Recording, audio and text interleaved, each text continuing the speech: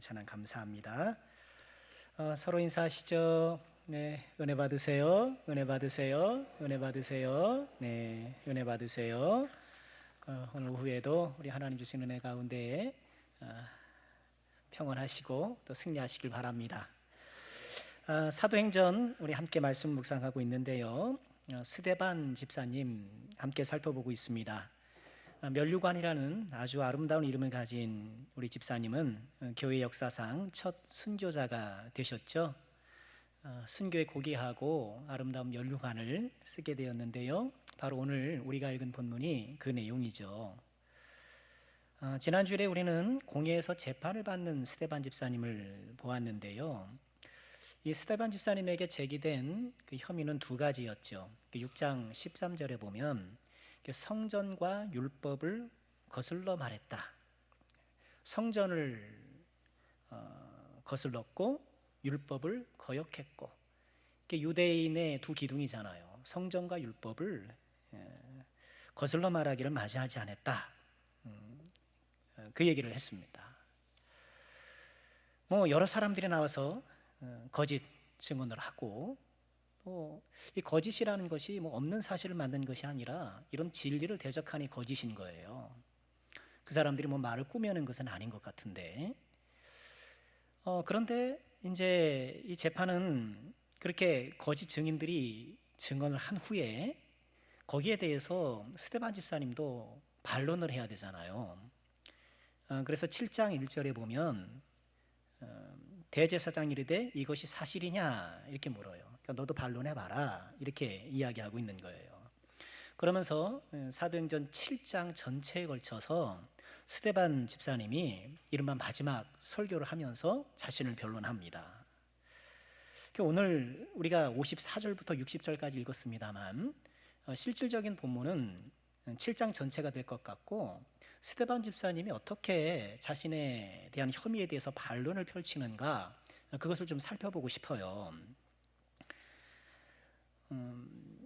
여러분 7장을 읽어보시면 아시겠습니다만 이스라엘의 역사를 아브라함부터 시작을 해서 솔로몬 때까지로 이렇게 요약 진술하는 것으로 보이거든요.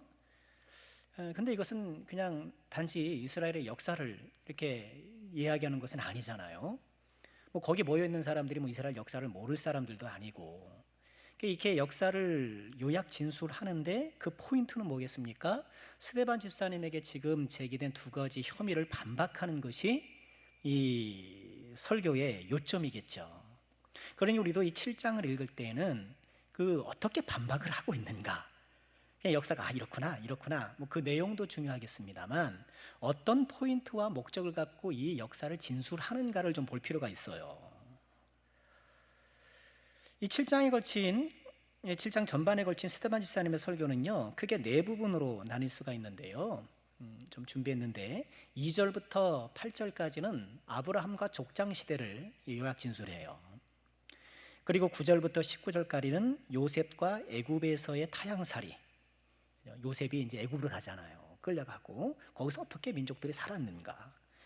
20절부터 44절까지는 모세와 출애굽 광야살이, 그리고 마지막 7장 45절부터 이제 50절까지는 다윗과 솔로몬의 그 왕정 국가를 살짝 또 언급을 해요. 자, 이런 구조 속에서 본인에 대한 혐의를 어떻게 반박해 나가는가, 같이 한번 본문을 읽어봤으면 좋겠는데요. 오늘 오전 오후 설교를 준비하다 보니까 본문이 엄청 긴 거예요. 오전에도 1절부터 23절까지 읽었잖아요. 오후 설교도 보니까 이거 7장을 다 읽게 생겼거든요. 그래서 이거 어떻게 줄여서 할 수도 없고, 그러다가 그렇게 생각했어요. 이런 날도 있지 짧게 읽을 때도 있겠지만 또 길게 읽을 때도 있겠다 생각을 하고 그냥 다 읽기로 했습니다. 우리 갑자기 좀 이스라엘 역사도 한번 되짚어 보고, 또 스데반 집사님의 순교자의 마지막 설교잖아요. 한번 말씀을 보았으면 좋겠어요. 자, 먼저는 성전을 반대한다는 혐의에 대해서 어떻게 반박하고 있는가, 요 관점에서 스데반 집사님의 말씀을 한번 보도록 하겠습니다. 2절 보실까요? 스데반이 이르되 여러분 부형들이여 들으소서, 우리 조상 아브라함이 하란에 있기 전 메소포타미아에 있을 때 영광의 하나님이 그에게 보여. 그렇죠? 아브라함이 고향이 가나안이 아니잖아요. 저기 메소포타미아, 갈대아우르, 그리고 하란 이렇게 걸쳐서 이제 가나안에 오게 된 거잖아요. 이르시되 내 고향과 친척을 떠나 내가 내일 보일 땅으로 가라. 아브라함이 갈대아 사람의 땅을 떠나 하란에 거하다가 그의 아버지가 죽음에 하나님이 그를 거기서 너희 지금 사는 이 땅으로 옮기셨느니라. 그러나 여기서 발붙일 만한 땅도 유업으로 주지 아니하시고, 그렇죠? 여러분, 아브라함이 가나안에 들어왔을 때 그의 소유된 땅이 있었나요? 없었죠. 그저 묘실로 샀던 막벨라 굴 정도가 있었을 것이지 자기 등기가 있는, 말하자면 그 땅은 아직 없었단 말이에요. 발붙일 만한 땅도 유업으로 주지 아니하시고 다만 그 땅을 아직 자식도 없는 그와 그의 후손에게 소유로 주신다고 뭐 했어요? 약속하셨어요. 하나님이 또 이같이 말씀하시되 그 후손이 다른 땅에 나그네가 되리니 그 땅 사람들이 종으로 삼아 400년 동안 괴롭게 하리라 하시고, 그래서 이스라엘 백성들이 400년 동안 애굽살이 했던 것 아닙니까?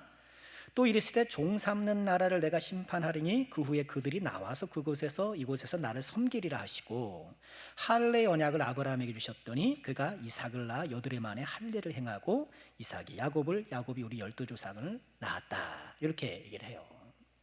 자, 요 아브라함과 족쟁 시대를 요약 진술하면서 이야기하는 바는 뭐냐면, 지금 유대인들은 스데반에게 뭐라고 얘기를 하는 거예요? 너 왜 이 거룩한 성전을 무시하느냐, 왜 성전을 거스르냐고 얘기하지만, 이 스데반은 아브라함의 사례를 들어서 아브라함이 어디서 하나님의 부름을 받았느냐, 어디예요? 갈대아우르 또는 제2의 고향 하란, 이렇게 이방 지역에서 하나님께서 부르시지 않았느냐, 그 이방 땅에서 부르셨고 너희들이 지금 거룩하다고 주장하는 이 땅에는 하나님께서 발 붙일 땅 한 평도 주신 일이 없었다. 너희는 지금 이 땅이 거룩하다고 여기고 이 장소가 특별하다고 얘기하지만 하나님께서는 이방에 살고 있던 아브라함을 부르시고 그를 백성 삼으시고 인도해 주셨다는 거예요. 그러니 너희들이 유독 이 땅을 거룩하다라고 주장하는 것은 어폐가 있다, 이런 얘기인 거예요. 하나님은 장소에 구애받지 않고 하나님의 백성을 얼마든지 부르실 수 있고 그와 함께 하실 수 있다는 것을 이 역사를 통해서 이야기하는 거예요. 자, 두 번째 단락도 마찬가지예요. 9절 이하에 보면 이제는 요셉과 애굽 땅에서의 타향살이잖아요. 그때도 마찬가지예요. 읽어볼까요?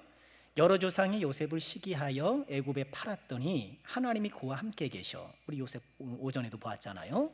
그 모든 환난에서 건져내사 애굽 왕 바로 앞에서 은총과 지혜를 주시매 바로가 그를 애굽과 자기 온 집의 통치자로 세웠느니라. 그렇죠? 아시는 얘기죠? 처음 듣는 얘기세요? 그때 애굽과 가나안 온 땅에 흉년이 들어서 큰 환난이 있을세 우리 조상들이 양식이 없었다.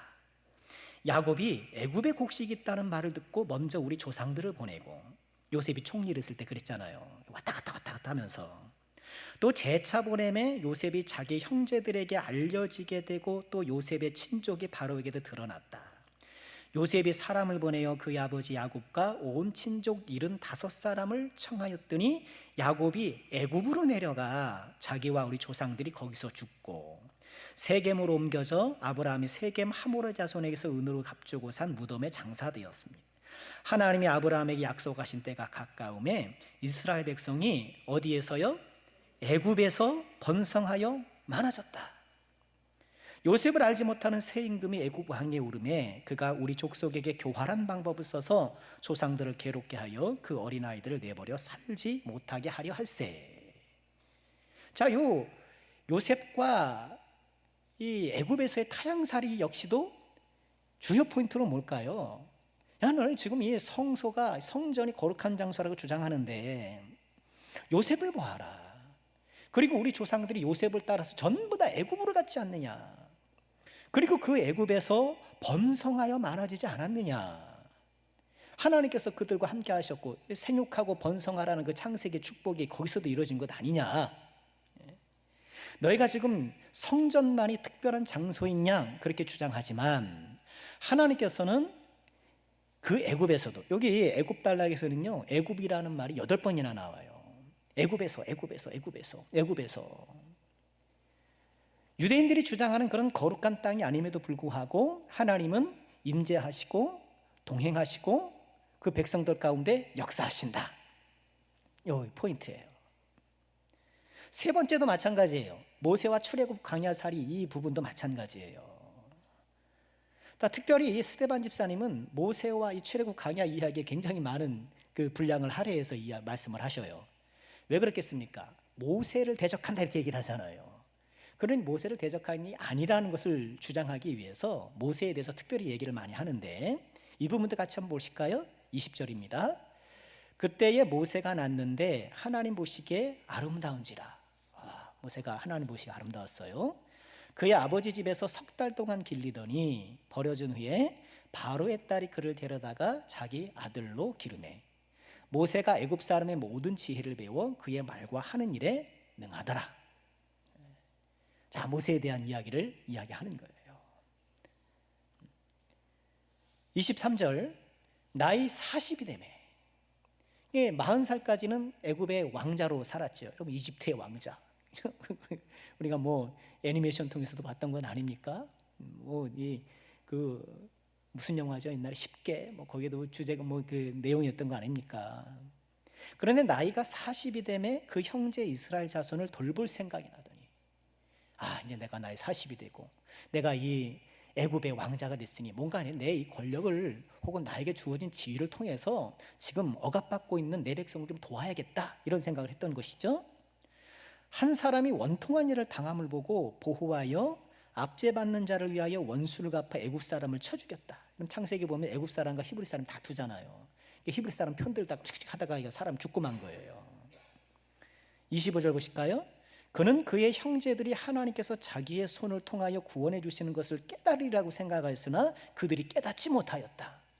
본인이 이렇게 좀 자신의 지위를 이용해서 이렇게 좀 백성을 도우려고 하면 거기에 히브리 사람들이 호응해서 같이 좀 힘을 모아주기를 바랬는데 그러나 깨닫지 못했다. 그렇지 않았다는 거예요. 이튿날 이스라엘 사람끼리 싸울 때에, 그렇죠, 억압받고 있는데 자기들끼리 싸우니까 모세가 얼마나 속상했습니까? 저거들 지금 힘을 합쳐도 모자랄 판에 자기들끼리 싸우고 있네. 꼭 우리나라처럼 힘을 모아도 모자란 판에 그냥 서로 싸우고 있으니 좀 잘 됐으면 좋겠습니다. 정말 우리나라가. 어떤 분이 그 선거운동 하는데 그런 얘기를 하더라고요. 우리나라가 심리적 내전 상태다. 심리적 내전 상태라, 이렇게 얘기를 해요. 정말 그래요. 뭐 이렇게 그냥 서로 그냥 물어뜯고 그런지 몰라요.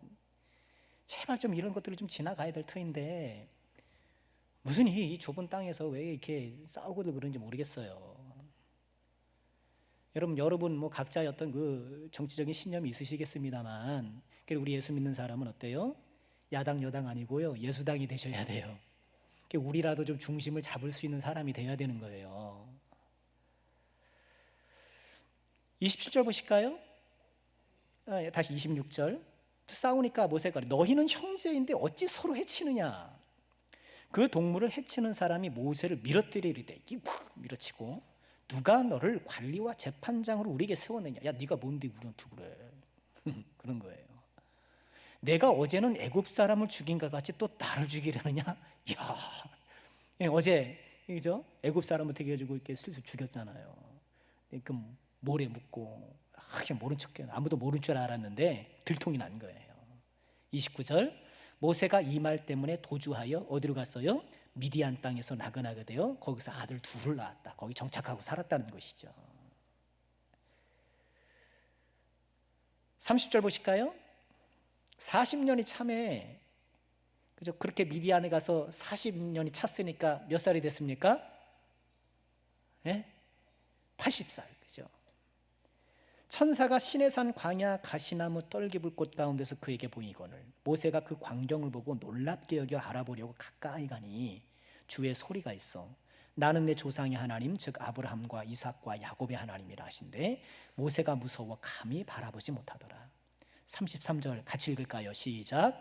주께서 이르시되 내 발에 신을 벗으라 내가 서 있는 곳은 거룩한 땅이니라. 네가 서 있는 곳은 어떤 땅? 거룩한 땅이니라. 지금 왜 이 얘기를 하는지 이제는 좀 감이 오시겠죠. 지금까지 스데반 집사님을 공격하는 사람들은 이 거룩한 성전, 이 거룩한 장소를 네가 왜 거스르느냐라고 했지만 이런 역사의 사례를 들고 왜 이 땅만 거룩하냐?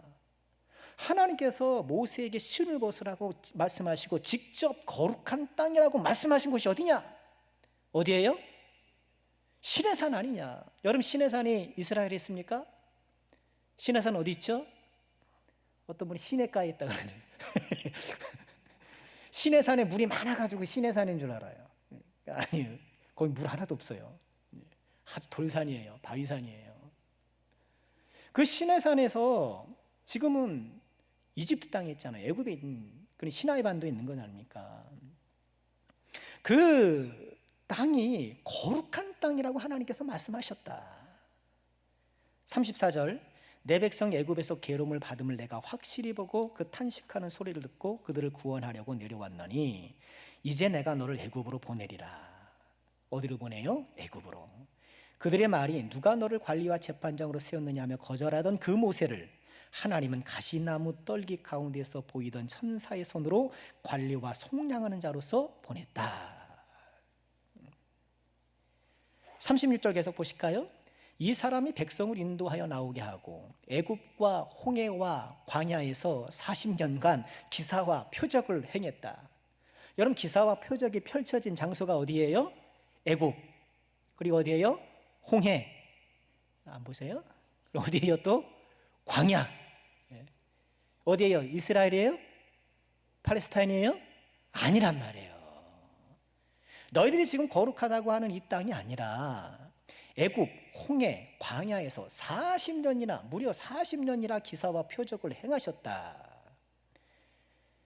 37절 이스라엘 자손에 대하여 하나님이 너희 형제 가운데 나와 같은 선지자를 세우리라 하던 자가 곧 이 모세다. 시내산에서 말하던 그 천사와 우리 조상들과 함께 광야 교회에 있었고 또 살아있는 말씀을 받아 우리에게 주던 자가 이 사람이다. 너는 지금 여기만이 거룩한 장소인 양 이야기하고 있으나 그러나 너희들이 추앙에 맞지 않는 그 모세가 기사와 표적을 행했던 것도 광야이고 그 광야의 백성이야말로 광야 교회였고 그 광야 교회에서 살아있는 말씀을 받아 우리에게 주었다 이 얘기예요.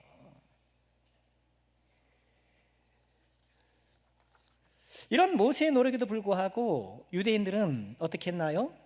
오히려 반역의 역사로 써내려갔다. 39절에 그 이야기를 해요. 우리 조상들이 모세에게 복종하지 아니하고자 하여 거절하며 그 마음이 도리어 애굽으로 향하여 아론더러 이르되 우리를 인도할 신들을 우리를 위하여 만들라. 애굽 땅에서 우리를 인도하던 이 모세는 어떻게 되었는지 알지 못한다. 자, 무슨 사건이에요? 시내산 금송아지 사건 얘기하는 거죠.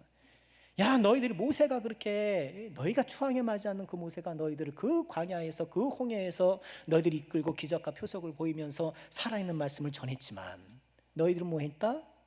복종하지 않았다.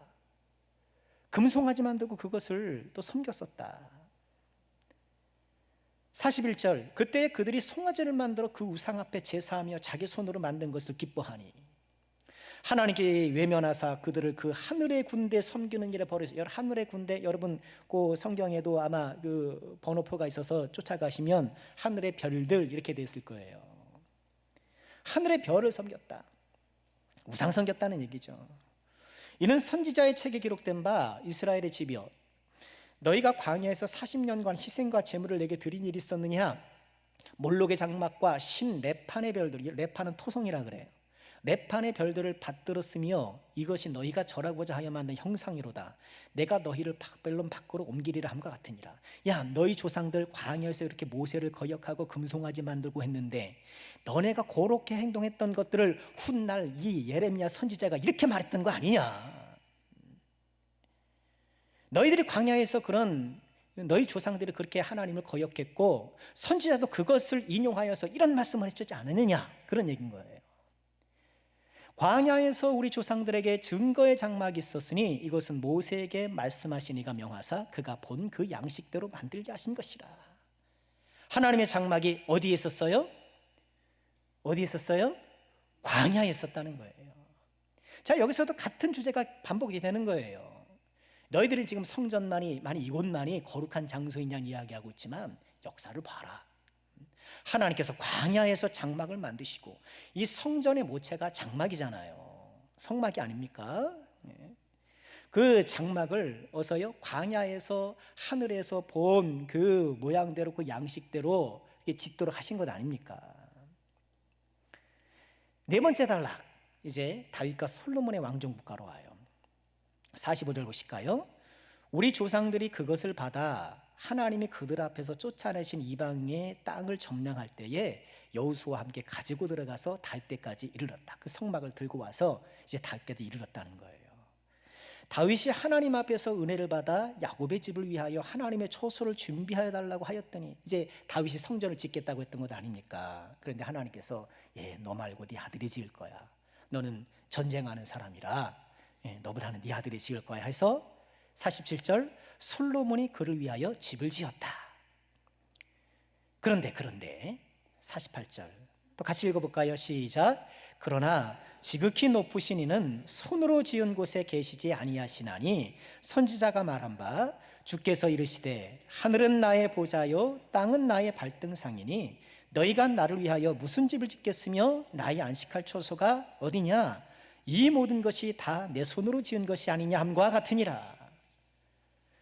너희들과 잘 아는 대로 다윗이 성전 건축을 준비했고 그 아들 솔로몬이 성전을 완공해서 지금까지 왔지 않느냐. 그러나 그 성전이 어떠냐? 하나님께서 뭐라 그러셨냐? 하늘은 나의 보좌요 땅은 나의 발등상이니 너희가 나를 위해서 무슨 집을 짓겠느냐 라고 말씀하시지 않았느냐. 또 솔로몬도 성전을 짓고 나서 열왕기상 8장 27절에 보면 이렇게 말씀을 해요. 하나님이 참으로 땅에 거하시겠습니까? 하늘과 하늘들의 하늘이라도 주를 용납하지 못하겠거늘 하물며 내가 건축한 이 성전이겠습니까? 라고 얘기를 해요. 그러니까 이 성전이 뭔가 좀 이 건물 자체에 또 이 땅 자체에 뭔가 좀 영험이라도 있는 것처럼 그들이 생각했던 거예요. 자, 우리가 좀 길게 같이 20절까지 읽었는데요. 스데반 집사님의 요점은 분명해요. 아브라함의 사례, 요셉의 사례, 모세와 광야, 그리고 솔로몬의 사례로 보건대 어떤 특정한 장소가 거룩한 것이 아니라 하나님이 가시는 곳이, 하나님이 계신 곳이 거룩한 곳이라는 거예요. 이 이야기를 쭉 역사를 통해서 이야기하고 있는 거예요. 지금 유대인들은요, 지금 이 스데반 집사님을 돌로 치고 있는 유대인들은 과거 예레미야 시대의 유대인들의 그 전철을 밟고 있는 거예요. 바벨론이 막 침공해 오잖아요. 우리 예레미야 말씀도 나눴죠? 아무도 기억은 못 하시겠습니다만 예레미야 선지자가 뭐라 그랬습니까? 바벨론이 쳐들어온다. 그럼 뭐 해라? 항복해라. 이야, 보람 있습니다. 누구셔요? 복 받으셔요. 아니, 외적이 쳐들어오면 선지자가 여러분들 기도합시다. 우리 힘을 모아서 우리 대적합시다. 이래도 좀 시원치 않을 판에 항복하는 것이만이 살 길입니다. 그것이 피해를 최소화할 것입니다. 이러고 돌아다니는 예레미야를 다 싫어했을 것 아닙니까? 그러니 그렇게 박해를 받았죠. 그런데 그 당시 유대인들이 어떤 생각을 갖고 있었냐면 우리 성전이 있는데 어떻게 우리가 지겠느냐, 이 생각을 한 거예요. 성전이 있는데 어떻게 지겠느냐. 성전 건물 신앙이 있었단 말이에요. 그러니까 우리도 믿음이 연약할 때, 우리도 좀 아직 성숙하지 못할 때 어떤 생각을 할 수 있느냐 하면 이 교회, 우리가 교회는 있잖아요. 지진이 나도 교회 건물은 괜찮아. 막 그런 생각. 한때 그런 생각 하신 적 있으세요? 없으셔요? 저는 있어요. 어릴 때 그랬어요. 홍수가 나도 교회는 물이 안 들어와. 안 들어와요? 안 들어오긴 뭘 안 들어와요. 물 들어와가지고 십자가 꼭대기 해가지고 막 그냥 그러고 있는 사진도 우리가 보고 그랬는데요.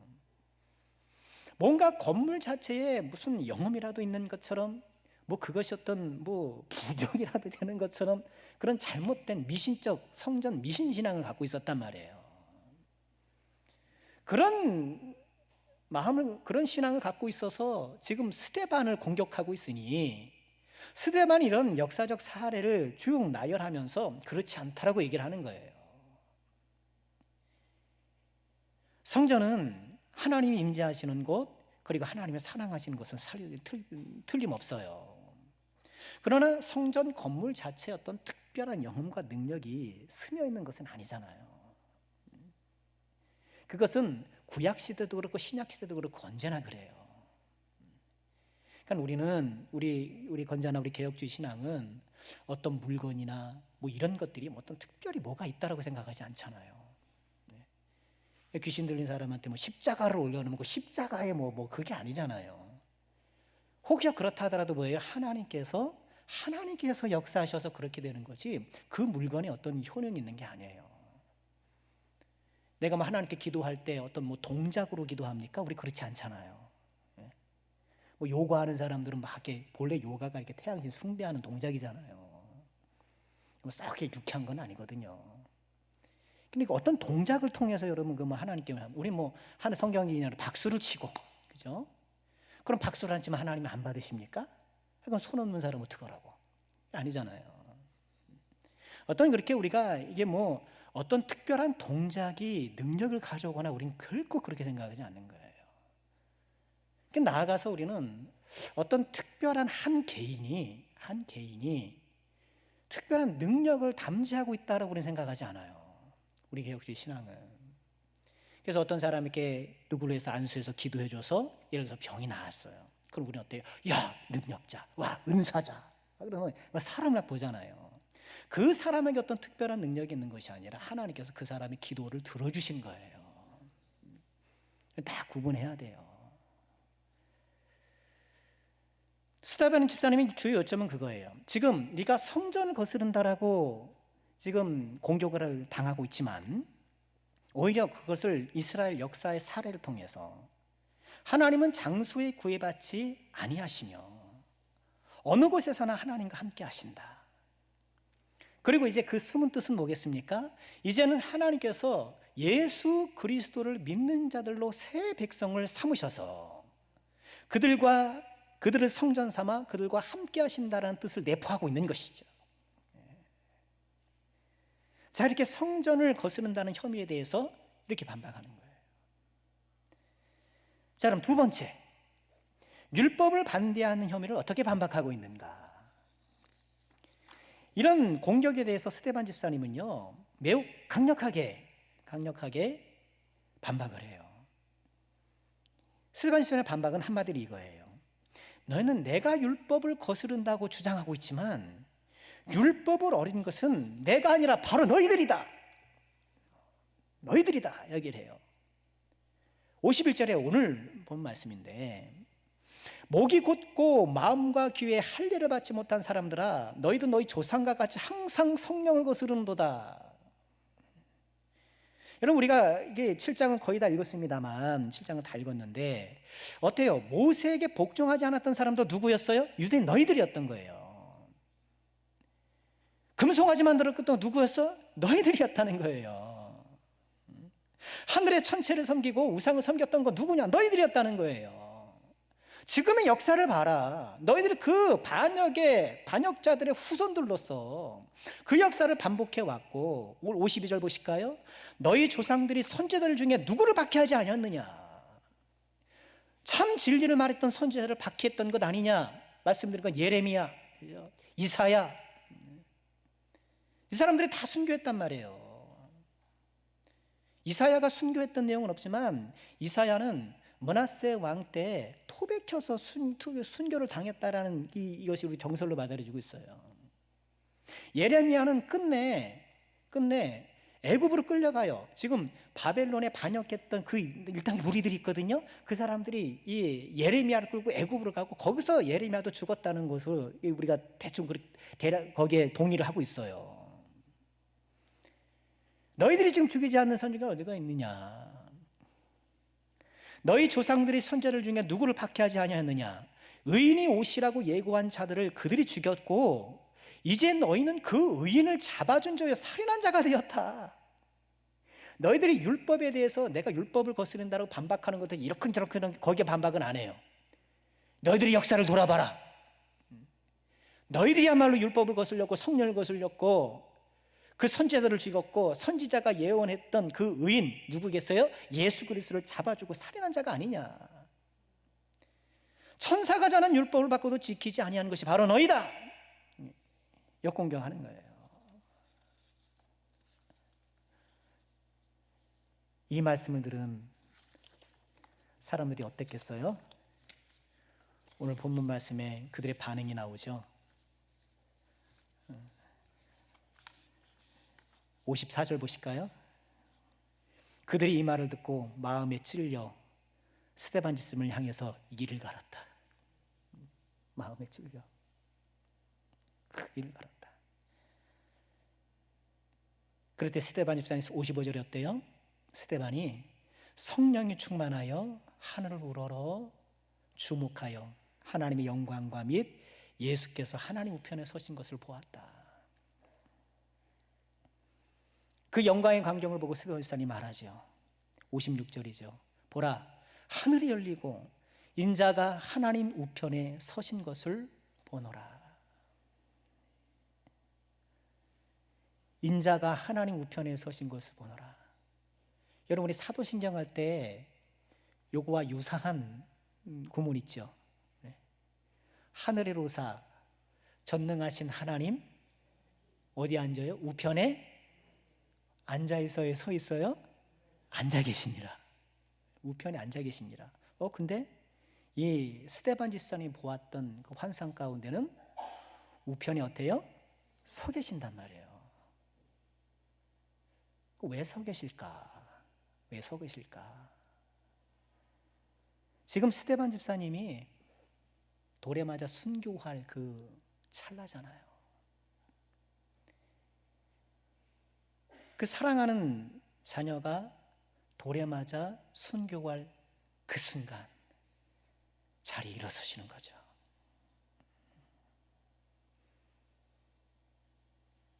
또 이 부분을 F.F. 브루스라는 그 신학자는 이렇게 해석을 하기도 해요. 지금 많은 사람들 앞에 죽음을 무릅쓰고 그리스도를 증언하고 시인하고 있는 이 스데반, 그런 것처럼 예수님께서 하나님의 보좌 우편에 서서 이 스데반 집사님을 시인하고 계시는 것이다, 이렇게 보기도 해요. 저는 둘 다 의미가 있다고 봐요. 그들이 큰 소리를 지르며 57절입니다. 귀를 막고 일제히 그에게 달려들었다. 성 밖으로 내치고, 거기서 이제 죽이 없으니까 성 밖으로 끌고 간 거예요. 그리고 돌을 던집니다. 유대 사회에는 투석형 같은 게 있었잖아요. 돌을 던지는 방식도 막 정해놨어요.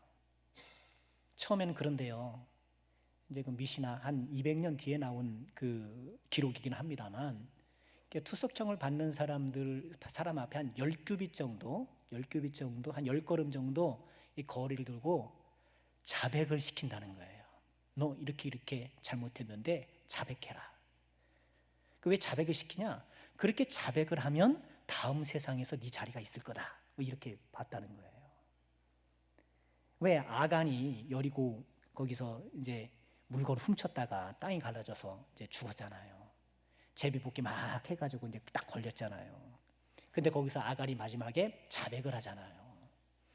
그렇게 아간이 자백을 해서 그렇게 해석하는 거예요. 루덴 라피들은 그렇게 아간이 맨 끝에서라도 자백했으니까 다음 세상에 자기 자리가 있다, 뭐 이렇게 봤던 거예요. 뭐 성경적 근거는 없지만. 그래서 열급이 떨어져서 이렇게 자백을 유도한다는 거예요. 근데 스데반 집사님이 만약 그 규칙대로 투석형을 당했다고 한다면 뭐 자백할 일은 없었겠죠. 그리고 약 4규빗 되는 위의 위치에서 돌을 던진다는 거예요. 그러니까 여기서 이렇게 돌을 던지는 게 내려다보면서 돌을 던지나 봐요. 그래서 그래요. 가슴에 맞아서 죽으면은 뭐 또 돌을 던지고 뭐 돌 던지지 않고 뭐 이런 돌 던지는 규칙까지 정해놓고 그렇게 살았던 사람들인데, 그들이 돌로 스데반을 치니 스데반이 부르짖어 이르되 주 예수여 내 영혼을 받으시옵소서. 이 스데반 집사님의 발언에 누가 생각납니까? 예수님. 무릎을 꿇고 크게 불러 이르되 주여 이 죄를 그들에게 돌리지 마옵소서. 이 스데반 집사님의 마지막 기도에 또 누가 생각나요? 예수님. 우리 예수님께서 십자가에 달려 돌아가실 때 하셨던 말씀들이잖아요. 내 영혼을 부탁하나이다. 주여 저들을 용서해 주십시오. 저들이 하는 것을 알지 못합니다. 나에게 돌을 던지는 사람들을 향해 오히려 그들을 용서하며 예수님처럼 생을 마감하게 되었던 것이죠.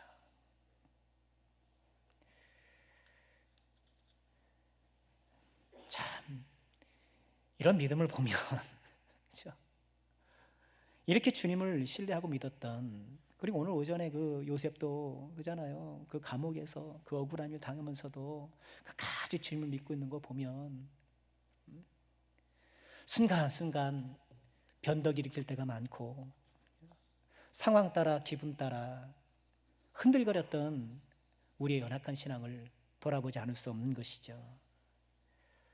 이런 스데반 집사님의 순교의 모습을 보면서 나는 지금 어떤 믿음으로 주님을 따르고 있는가. 그저 우리는 주일 한 번 나와서 예배 드리면 하나님 앞에 다 한 것처럼 그죠? 참 우리의 믿음을 돌아보지 않을 수 없는 것 같아요. 나는 이처럼 주님을 위해서 또 진리의 복음을 위해서 순교적 신앙으로 끝까지 주님을 신뢰할 수 있는가. 말씀을 마치려고 합니다. 교회 역사상 첫 순교자가 되셨던 스데반 집사님의 고귀한 순교를 살펴보았는데요. 그의 죽음을 보면서 마지막까지 진리를 부여잡고 마지막 순간까지 예수님을 꼭 붙들었던 이 스데반 집사님의 믿음처럼 저를 다시 한번 이 아까움나는 시대 가운데 우리의 믿음을 확고히 하고 이런 순교적 신앙으로 살아가는 우리가 꼭 돼야 되겠습니다. 이 귀한 은혜가 우리 가운데 함께 하시기를 주님의 이름으로 축원합니다. 기도하겠습니다. 아버지 하나님, 주님의 보배로운 일꾼들이 생명을 바쳐 인생을 바쳐 주님 믿음 지키고 주님을 사랑했던 것을 보았습니다. 주님, 이들의 순교 앞에 우리들의 나약하고 이런저런 이유로 한없이 흔들리는 허약한 믿음을 돌아보지 않을 수 없습니다. 주여, 저희를 불쌍히 여겨주시고 우리를 성령으로 충만케 하시고 예수로 충만케 하여 주시어서 하나님 언제나 어떤 상황에서도 주님을 온전히 붙잡고 끝까지 주님을 믿고 신뢰하는 순교적 믿음으로 주님을 따라가는 주의 제자들이 다 되게 하여 주옵소서. 하나님, 오늘도 하나님 앞에 예배하고 또 주어진 삶의 현장으로 돌아갑니다. 우리의 가정이 또 하나의 예배터가 되게 하여 주시고 우리의 직장이 또 하나의 예배터가 되게 하여 주시고 일주일의 삶도 또 하나님께 예배하는 복된 삶을 살아가는 우리 모두가 되게 하여 주옵소서. 예수님의 이름으로 기도하옵나이다. 아멘.